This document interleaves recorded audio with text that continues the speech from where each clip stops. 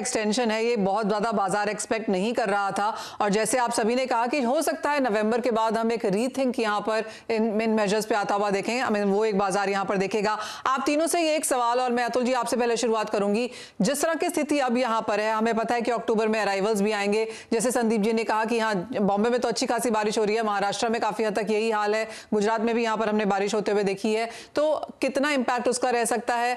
अगर वो भी एक तरफ साइड में रखें, प्राइसेस आपको क्या लगते हैं आने वाले 1.5-2 महीने में कितनी गिरावट और हम एक्सपेक्ट कर सकते हैं अतुल जी?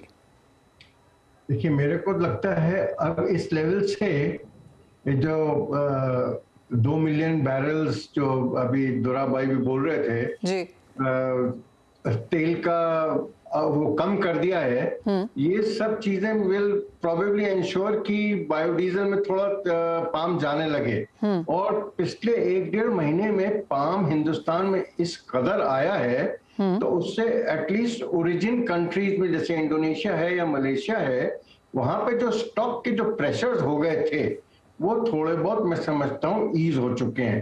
तो मेरा ये मानना है कि बाजार अब रेंज बाउंड रहेंगे।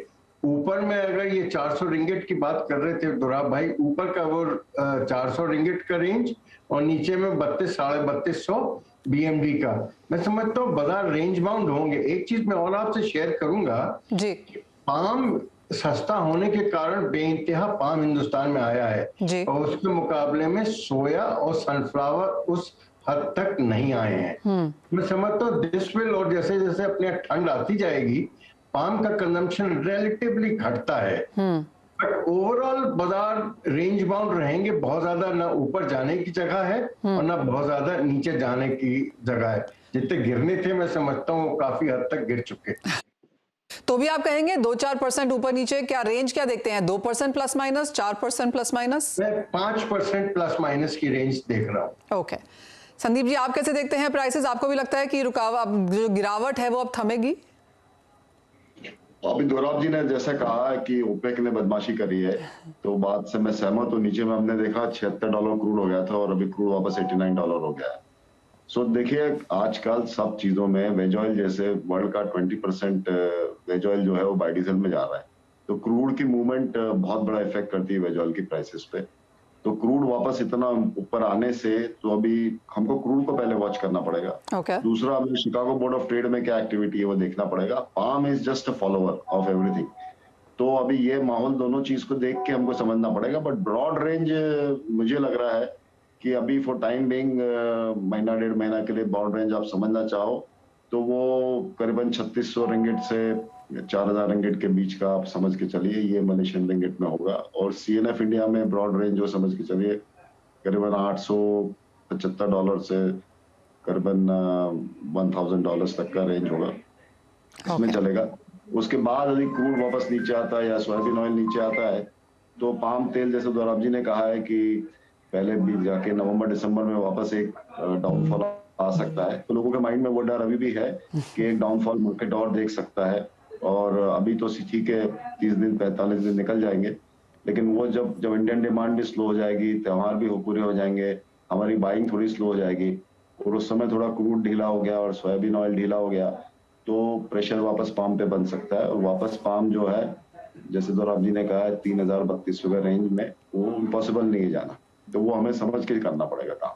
और इंडियन गवर्नमेंट इंपोर्ट ड्यूटी बढ़ा देती है पाम में, तो डेफिनेटली फिर तो असर तो वो ओरिजिन में आएगा ही, और फिर तो वो प्रोबेबल टारगेट हो जाएगा। जी हाँ, काफी सारे इफ्स एंड बट्स हैं। ये वो बाजार नहीं है जो आप आराम से प्रिडिक्ट कर सके डिमांड सप्लाई के हिसाब से। जस्ट टू मेनी थिंग्स जो एक साथ में यहाँ पर मूव करती हैं।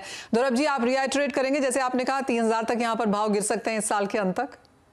बिल्कुल बिल्कुल 3000 से नीचे भी भाव जा सकते हैं, लेकिन जैसे मेरे दोस्तों ने बताया, संदीप जी और अतुल जी, अभी थोड़ी डिस्टरबेंस बाजार में आ गई ये ओपेक की बदमाशी की वजह से, और तेजी वाले बाजार में काफी ओवर टाइम काम कर रहे हैं, तो इससे थोड़ी स्टेबिलिटी प्राइसेस में आ सकती है। ये जो रेंज बताया गया वो बिल्कुल मैं सहमत हूं कि ये रेंज चल सकता है, लेकिन कितने दिन तक ये रेंज चलेगा ये देखना है, क्योंकि आप जानती है कि अमेरिका ने भी जवाब में कहा है कि वो एक प्राइस कैप लगाएंगे रशियन ऑयल पे। मैं ये बहुत ही इंटरेस्ट से वॉच करता हूं कि ये प्राइस कैप कैसे चलेगी।